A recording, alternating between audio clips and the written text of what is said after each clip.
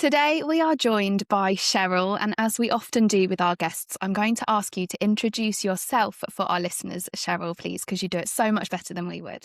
Thanks, Amy. Yes, so my name's Cheryl Everitt, and I'm the owner of A Wheel and Away. A Wheel and Away is a travel consultancy that's all around accessible tourism. So I work with people to help them plan trips away. I also work with businesses to try and help them to become more inclusive. Yeah, brilliant. And that's your own company, right? That's something that you've started. It is, yes. I started it up. I'm a mum of two children who are both wheelchair users. As a family, we've always loved travelling, and we've sort of been to some amazing places, and it really sort of came as on the back of that. Yeah, kind of really rooted in that sort of need for traveling with your children and making Absolutely. sure that they can be included in those experiences, right? Yeah, absolutely. Yeah. So we were chatting before the show and you were telling me that you actually had a passion for travel that goes much before you had children. So kind of, do you want to talk a little bit about that before we get onto your business and that kind of thing? Yeah, sure. So I've always really enjoyed traveling, and in all honesty, I don't really know where it's come from. Growing up, it was never a big part of our family life. I think the one holiday I remember was a weekend in a caravan about an hour up the road from where we lived. Having said that, we did go to Morocco twice. My dad was based in Gibraltar for 2 years, so we went to Morocco. But other than that, travel wasn't a big thing in our family. It was always a luxury. But for me personally, it was always something I really, really wanted to do. So as soon as I was old enough, travel was kind of put a rucksack on, just go off somewhere, usually book a flight, maybe the first night if I was that organised and not. And then when the children came along, both my husband and I felt very strongly that we wanted to carry on doing the same thing with them. And so we did. I mean, I think our first family trip abroad, my son was 5 months old, my daughter was 4, and we went to Morocco, funnily enough, and spent some time backpacking around there, had the most amazing time. Wow, that's so cool. I think what you were saying just then about, you didn't travel a lot as children, but actually you enjoyed adventure, even if that was the local caravan park. I think it's that like spirit of adventure, isn't it? And especially Yeah. in like the COVID years, I remember there was so much to be done exploring the UK and in our local areas that still felt very travel-y and tourism-y, but it was local to home because that's everywhere we were allowed to go was just local. Definitely. But what you were saying about picking up your rucksack and just going somewhere, maybe booking the first night, I think that's probably, would you say, one of the big differences when you have to kind of factor in accessibility and disability? You can't necessarily just pack a bag and go because you need to do all of the prior planning and thinking. Yes and no. I mean, the travels that we've done with the kids have been a little bit of both. Quite often I do a lot of research. Well, no, I spend a lot of time researching the sort of the overall destination before we went. But in terms of actually booking accommodation and those kind of things, we quite often didn't do that. So, for example, we took the kids to Vietnam and we didn't have any accommodation, but so we turned up in Ho Chi Minh after sort of about a 13-hour flight, 11 o'clock at night, and just walked around till we could find somewhere. And it worked, but I'm very aware that that doesn't work for everybody. And obviously that's why, there is more planning involved. And I think even more so when you have that, you have some form of disability, because there's always that fear factor that you're going to turn up and you're not going to be able to find something that works for you. Yeah, definitely. And I think that's amazing that you kind of did that and like found somewhere that worked for you. And I guess because you've been to all of these places, you then have some recommendations that you can share with people that you do through A Wheel and Away. And I imagine through conversations with the people that you're connected with to kind of say, this was somewhere that was really great for us and might be great for you. Yeah, I mean, that was the whole thinking behind it, because what we found when we were researching is it was quite easy to find maybe a hotel, that was accessible, or you could find attractions to go to. But the things that actually make the difference is that the bits in between. So can you get from the airport to the hotel? How do you get around the city when you get there? Even just if you're, mobilizing yourself around the city. Are the pavements good? Are the roads good? Are there drop curbs? And those kind of things you don't tend to find when you're researching online. And so that's really where it came about, trying to give people the other bits that they wouldn't be able to find out quite so easily, and connecting people as well. So, even if we haven't been somewhere, which, the reality is we probably haven't, but I might know somebody who has, so I can connect those people who can then have a conversation and see whether it's going to work. Yeah, definitely. There's been a real theme of the conversations we've been having with guests that actually community and information are two really huge things in kind of Absolutely. accessibility. Yeah, because like anything else, everybody's requirements are completely different. So just to say somewhere is accessible, that's there's no such thing as just saying something's accessible. You need to have that information. You can then make an informed choice about whether that place is going to work for you or for your family. It may be it will, it may be it won't, but you don't know until you've got all that information in front of you. Yeah, definitely. And I'm really intrigued to find out how you found Morocco. So, my partner and I, we went to Morocco for the first time a couple of months ago. We'd never been. And we are both neurodivergent. And so, Okay. chaos can be really difficult. So, when we went to Napoli in Italy, we found it so chaotic that we were really stressed and kind of the Sure. like nervous system stress. And so, when we were going to Morocco, people were saying to us, well, if you found that hard, then Morocco, like in, is just going to be really tricky for you. And we thought, okay, well, what we'll do is we'll research before.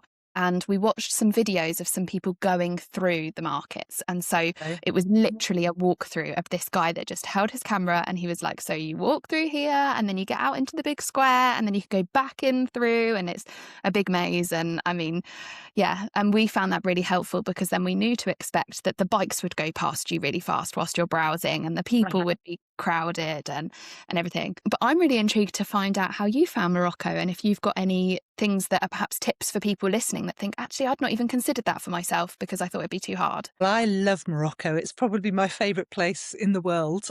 I've been numerous times, both before children, since children, without children. I think Marrakesh is crazy, you're right. But also, what you have to remember is that there are lots of places that you can go that you can take yourself out of that if it becomes very overwhelming, even down to the places you stay. So, for example, if you stay in the souks, right in the centre of Marrakesh, you can stay in these beautiful riads, which are sort of old merchant houses have been converted in these little boutique hotels. And without wanting to sound like I'm sort of parodying a cliche, it's like a real oasis. You come out of the souks, they're absolute chaos, and you go through this huge wooden door, and it's just complete peace and quiet.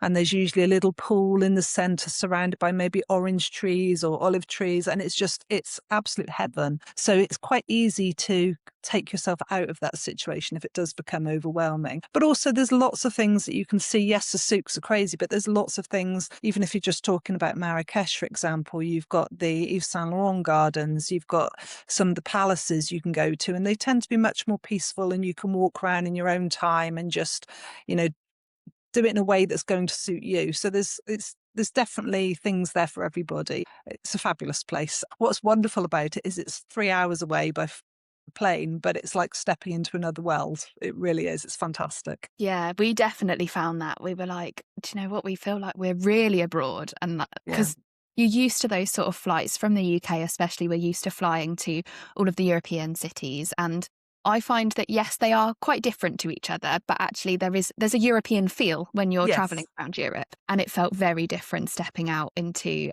Marrakesh, especially. Like, yeah, I absolutely agree. And I think one of the things that we really enjoyed was the milder weather, like it just being, we went in November, and so it was Yes. nice and warm for November whilst everybody here was getting snow.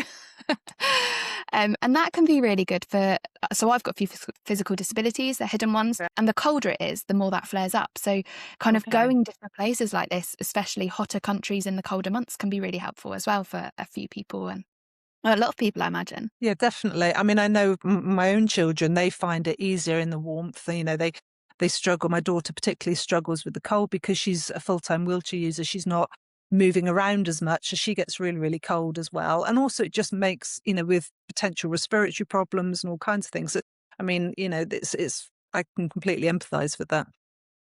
Yeah, definitely. Definitely. So talk me through then, if I was somebody listening to this and I thought, actually, I could really do with somebody to help me build a bit of an itinerary or tell me where I need to go and where's good for me to explore with the particular needs that I have. How would they start that with you and kind of how would you help them? Okay, well, it's very much up to them. So when I set this up, the thinking behind it was I wanted to enable people to travel more independently because, as I'm sure you know, there are lots of companies in the UK who already do accessible tourism, and they're great at what they do, but it tends to be package deals, which quite often work out very, very expensive. Not everybody, whether you're able-bodied or you have a disability, you can't always afford to do these things. So really with me, people can dip in and out as much as they like. So I can just help them put together some ideas. I can put together a whole itinerary for them. what would usually happen, I don't tend to have pre-organized itineraries. So somebody would come to me and say, I'm interested in going to XYZ destination. We'd talk through what they were looking for from their trip, what they were hoping to achieve, what their requirements were, who was going to be going with them, all the things that everybody thinks about when going on holiday, but obviously with that extra focus on making sure that it was going to work for them in terms of accessibility. I'd then go away and start researching destinations or hotels or whatever it was they were looking for me to do. And then we'd sort of sit down together and say, is this going to work? Yes, actually, I'm not quite sure about this bit. And then we can just tweak. And the whole thing is it's very collaborative to sort of come up with something that's going to work. But hopefully in that, I might also be able to give them some ideas, because a lot of what I've found is that people don't think of certain places just because they don't know that it's even a possibility. So when I set this up, I spent huge amounts of time meeting with travel businesses and suppliers from all over the place. I mean, I've got contacts in about 80 different countries now. So while I may not necessarily know exactly this particular place, I know somebody who will, and I can find out for them. So that's kind of the thinking behind it, really. I Yeah. am saying all that. I have also had people come to me and say, well, actually, I would like everything to be organised for me and I just want to be able to go, I'll have that. So I am starting to put together a few more organised itineraries, but even those really are more as a starting point for people to use. And I think that's so brilliant for the accessible tourism space to be actually, we're not trying to fit you in yet another box, because so often it's, well, you're a wheelchair user, so we know we can help you like this, and you got to fit in that box, not us fit Yeah, the box around you. And so I think that's brilliant, because every single wheelchair user is going to be different. Every single person who's neurodivergent is going to be different. Every single person who has the same conditions will still be different to each other, and their exactly. wants, their likes, you might have the same physical disability, but your brain is somebody who loves to plan it themselves or somebody who loves to have it planned Yeah, for them. I think that, exactly. And I'm also very aware that, obviously my background in this comes from my own children. Both of them have a physical disability. So while I'm very comfortable with that, I'm very aware also that I don't have all the answers, but I know I have contacts with people who do. So I work with people with all different disabilities from a professional point of view as well. So they can guide me if I don't have the answers. And it's just really about sort of opening up that communication.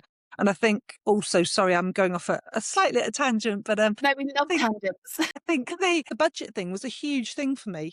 We've always traveled, and I think people look at us and think, oh, they must be really flush. Not at all. We live a very simple life. We don't spend lots on everything else, but we as a family love travel. So every spare penny we have always goes on that. But it's always done on a massive, massive budget. I mean, we took the kids to India. We had the four of us traveling around India for a month. Okay, we had to buy the flights, but once we got there, we spent £500 for a month for all of our accommodation, our transport, absolutely everything. So it is possible, but it's just finding the people who know about that. And obviously, my kids now at that age, they want to do the things that all teenagers want to do. They want to go off backpacking. They want to go off interrailing. And they wouldn't be able to do that if they're having to pay out, hundreds and hundreds and hundreds of pounds to do that. So I want to help them do it, but also help other people in that situation to have the same experiences. Definitely. And budget is something that Louisa and I talk about a lot, just the two of us, not necessarily on the podcast. I mean, I imagine we'll do an episode on it soon, but we kind of think actually for people who have disabilities and who are able to work, and they're quite often potentially not able to work full time, and you're Uh-huh. giving a lot of the energy that you do have to your job, and then you're not getting a full time salary for that. But you also then fall through the cracks. So we're not going to get political, but you fall through the cracks from the government support that's available because you earn enough to not need support, but you can't work as many hours. And so budget travel actually then becomes slightly more essential for you to be able to experience the things anyway, because otherwise you'd Exactly. be sort of left behind. I quite like challenging myself on a budget holiday. So my friend and I, we've been traveling together since our sort of late teens, early 20s, and Okay. we always pride ourselves on how cheap can we get a holiday. Brilliant. Our most recent one, we're going to, I can't remember it's awful, isn't it? I've planned so many holidays this month, I can't remember which one it is. But we're going somewhere in Europe, and I have booked us our flights and our accommodation. It's only one night, but it's 70 quid return That's for us both to fantastic. include flights and our accommodation and getting to the accommodation. We're like, do you know what we're winning? Because if we shop in Lidl for our dinner and our breakfast, we could do a holiday for really cheap. Exactly. Exactly. And you'd probably spend more than that if you were at home for the weekend, wouldn't you? Well, maybe not, but that's how I justify it. But Yeah, yeah, I think you're right. absolutely. So have you been anywhere that's been particularly brilliant that you've seen kind of places doing really well and perhaps they're setting the bar? Do you know what really stood out to me is a couple of years ago I went to Sweden and I went to it's a place called the High Coast of Sweden. So it's further up, sort of about halfway up the coast. And everything was pretty good in terms of access. It was quite a rural location. So you would think there might be some challenges, but there were lots of trails through the forest that you could go if you're a wheelchair user. There was loads of places to get around and see things.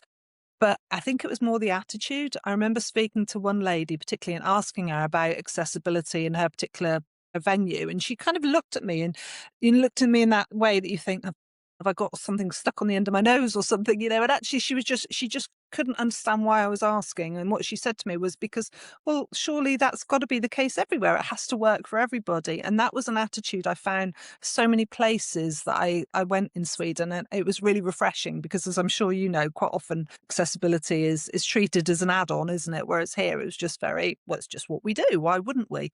And I found that really good. In terms of actual accessibility, I mean, one of the best trips that we've taken in terms of that was the States. We did a road trip around Tennessee and Alabama, and it was so easy. I'm quite used to when we go on holiday, a lot of lifting chairs in and out of cars and onto trains and onto buses. This was just the easiest trip we've ever taken. It was the most relaxing thing ever. So again, it depends what you're looking for, doesn't it, at a holiday?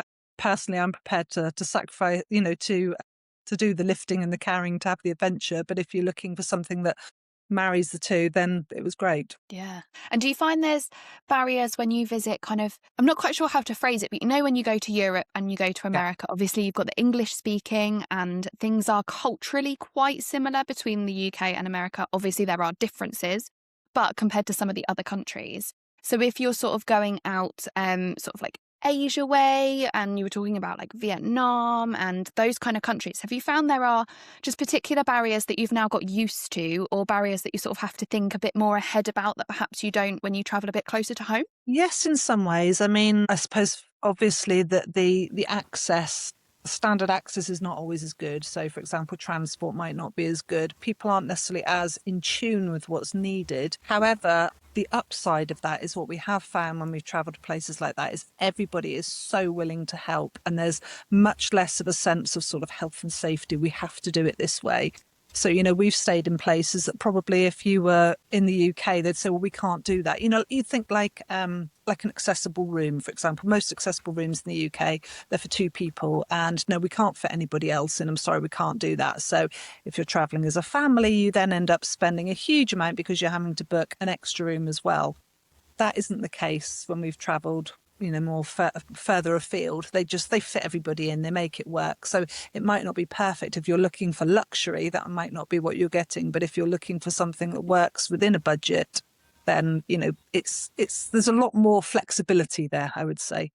Because there's Yeah. fours and against, definitely. I think the attitude of the people is huge. I mean, the two examples that you've given there is in Sweden, it was to do with the attitude and perhaps the training and the Yeah. understanding that those people have in Sweden to help you. And also then the same in Vietnam, it being like, actually, we care about you as people, so we're going to make it work for you, rather Yes. than perhaps being a little bit scared behind rules and doing it properly and that kind of thing that you get. I mean, rightly or wrongly, you get the kind of the fear of that in places closer to home. Yes, yeah. And I think you're right. Training is really, really important because I speak to people all the time. I speak to travel businesses all the time, and it's always the same sort of concerns that get raised. We don't know what we're supposed to do. We don't know how to help people. And really when I started this, it was very much about working with people like yourselves, people like ourselves, helping them to put together their holiday. But actually it's developed now into, as I say, I do some work with travel businesses, doing training with their staff to help them sort of say, well, what sort of things do you need to be looking for? And showing them that it's not just about, oh yeah, we're accessible because we've got grab rails and we've got ramps, but actually it's, there's so much more involved than that. Yeah. So, actually, on that note, do you have any tips that you would share if there are some tourism businesses listening that are perhaps easy to action or maybe ones that they need to think a bit more about? I think it's about, gosh, I suppose that it's not a one size fits all approach, and that you always need to be speaking to your clients. I think it sounds very obvious, but I think, businesses are very used to speaking to their clients, but yet unfortunately, when you're talking about disability, they seem to have this very much sort of one size all fits approach. But actually, just because someone has a disability, they still have their own separate requirements. It sounds so obvious. It sounds almost patronizing, but you'd be amazed how many businesses that I deal with that say, oh, we have this, we have that, we're accessible. And just to be a little bit more open to what is possible. Because I think, again, a lot of them, that's not true. Some businesses have a very sort of tunnel vision of this is what we need to do. But actually, it can be the smallest things that can make a difference, really tiny little things. And so, to think about that as well. Yeah. And that kind of what you said there about speaking to those people, that's where you're going to get your information from, isn't it? Speaking to your Of customers and course. clients who have the disabilities that you are trying to be inclusive for, they're going to be the people with the most information for you. Yeah, exactly. I mean, when I talk about disability, obviously I work with people with all sorts of disabilities, and one of them, for example, is dementia. So there's a lady who's absolutely fantastic who works a lot with people with dementia. And one of the things she said is that putting a small blackboard into a room, because quite often if you write down what's going to happen that day, it makes people feel much more comfortable. Now, that's a tiny, tiny little fix, but it can make a huge difference to somebody by just having that there. If it's something they're used to having at home, and they've got it in the room, it just makes things a lot more comfortable, which then makes it more comfortable for the people that are helping them as well. So it makes sure that everybody's having a better trip. So that's what I mean when I talk about little things. That's, a small fix, but it can have a huge impact. Yeah, I really like that one as a suggestion. And I think that goes further than people with dementia as well. That could help people who are autistic, who need to know what the plan is, who need to know how the plan's going to change if it is going to change. And Yeah. also for families who are traveling with children who go, but what's next? But what's next? What are we doing next? When are we Yeah, leaving? And you kind exactly. of hearing their questions. And I think so often things that are great for people who have additional needs in whatever capacity that is are often great for people who don't have those additional needs because Yeah. they just happen to help. Um, I think there's a lady who's posted something recently on Instagram, and it's about things like the dropped curbs and how they Mhm. were implemented for people with disabilities, but actually now help people, all kinds of different people, people Of with prams, course. cars coming off their drives. Like it helps so much more. So I really like that example that you've given. Yeah. Thank you. I think also as well, I think when you're talking about accessible travel, the focus is always very much on the person with the disability, as it should be, of course. But to really make it a great experience for everybody, I think you have to look at everybody. You have to look at the people that are traveling with them as well. And obviously, there's going to be challenges for those people too. If you're used to working in a certain way and you've got your routines work out, between you, you've got routines that you do at home and suddenly everything changes, that can be difficult for everybody. So trying to find things that make the system work better for the whole party is obviously going to create a much better experience for everyone. Yeah, definitely. Oh, there's so many great tips. Thank you. So I am just looking at the other bits that I've kind of from our conversation. I think what I would love to know is what your dream trip would be. If you Ooh. could go absolutely anywhere with no barriers, where would you go and why? How long have you got? It's quite hard to whittle it down to one, and I think it depends on who I've been speaking to as well. I think at the moment it would be between either Kazakhstan or Russia. So Ooh. Kazakhstan is somewhere, well, Russia has been on the top of my wish list for as long as I can remember. Probably not the greatest destination currently, though I have just been watching a Simon Reeve thing all about Russia that's kind of reignited that spark. But also Kazakhstan, that's somewhere I've wanted to go for a long, long time. And I actually recently met a lady at one of the travel shows I attended who's made me even more passionate to go there from everything she's told me. It looks absolutely incredible. So I think that would be the one at the moment. And what in particular are you excited about for Kazakhstan? I think it's just the sheer diversity of there. I mean, the country is sort of what you're saying, there's 8 different regions and every one is like going to completely different countries. So you've got,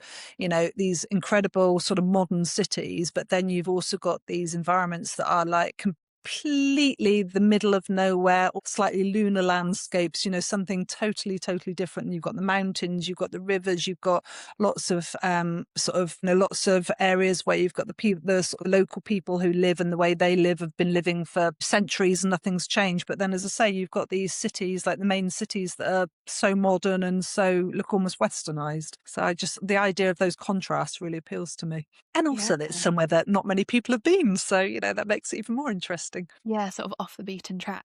And is Yeah. there anywhere other than Morocco, is there anywhere that you've already been that you would be like, you'd go back in a heartbeat? Oh God, yeah. Lots. Nicaragua, we went to. That was one of the most amazing trips we've ever had as a family. India, absolutely loved India. Closer to home, gosh, Lithuania is beautiful. Slovenia is glorious. I mean, Italy, over and over and over. I'd go back. So yeah, there's lots and lots of places.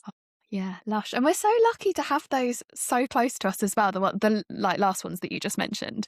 I think Yeah. we take for granted how close we are to Europe and all of these amazing different cultures and cities. Yeah, definitely. I know my daughter's definitely taking full advantage at the moment. She's at Liverpool Uni, so she's got Manchester Airport just down the road. And she called me last week and said, Mum, we're going to Malta. I was like, okay, when? Oh, on Saturday. How long for? Just the day. We've managed to get flights. We were going to go to York for the day, but actually it's cheaper to get a flight to Malta. So I was like, okay. And I love Right. that. I absolutely love that she's kind of inherited that bug. Well, she's probably worse than I am now. And she's here and there all the time, making full use of it. Yeah, those extreme day trips, it all looks so cool, just kind of being able to go somewhere for the day and back. And especially being so close to Manchester Airport, there are some great deals from that airport. They seem to be cheaper than London a lot of the time. I mean, I think she paid £20 for the day to go to Malta. I mean, why not? Yeah, and so cool. Like Malta is beautiful. And yeah, oh, I'm a bit jealous.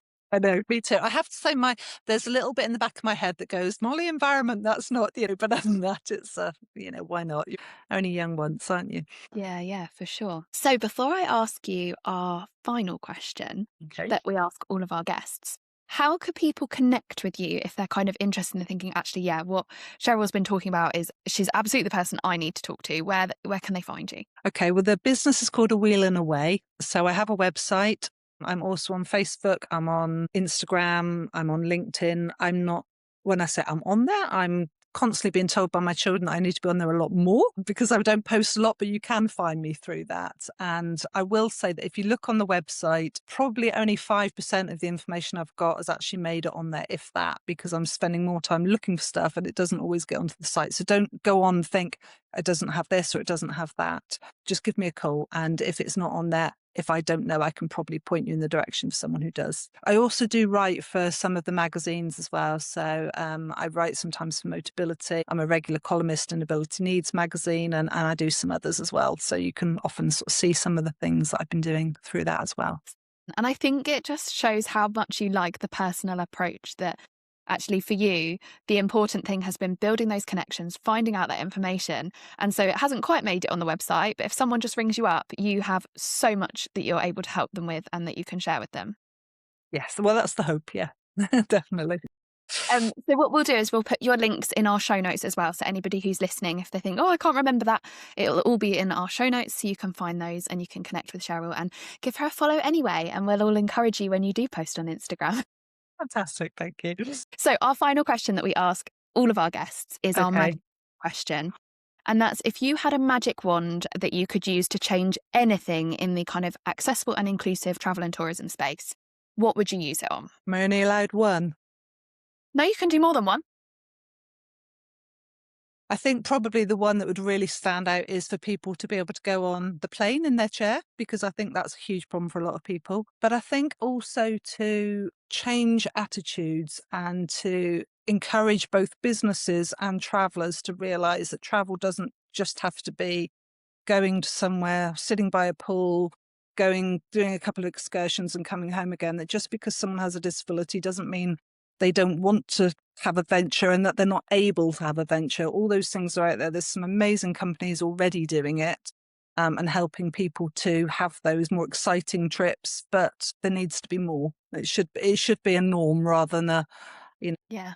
Yeah, I love that. So, yeah, shift your mindset. If you're listening, that's one of the things that we are hoping with these conversations that we're opening up is that if you're listening and you're thinking, I really want to shift my mindset about this stuff, I want to learn more about this stuff, perhaps to support somebody that you know with a disability or just to kind of open your mind a bit, then like this is your encouragement. Like by listening to this conversation alone, you've done so much to kind of learn more about the accessible space. So, I hope so. yeah. And also that it doesn't have to be horrifically expensive. There are plenty of ways that you can travel independently with or without a disability without spending ridiculous amounts of money. There are options out there. Yeah, yeah, definitely. Yeah, you've kind of given some examples of some great places that you've kind of shown actually you can visit these places. And like you say, you can do it on a budget with the example you gave with your £500.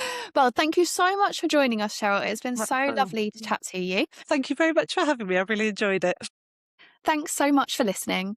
I'm Amy Walters, brand and design expert. Our aim is to make tourism work for everyone, powered by lived experience and expertise. And I'm Louisa van Vessem, a consultant, mentor and facilitator. And together we help tourism businesses build inclusive strategy and design that actually works. You can find us online at Inclusive Tourism on Instagram and LinkedIn and check out the show notes to connect with us. See you soon.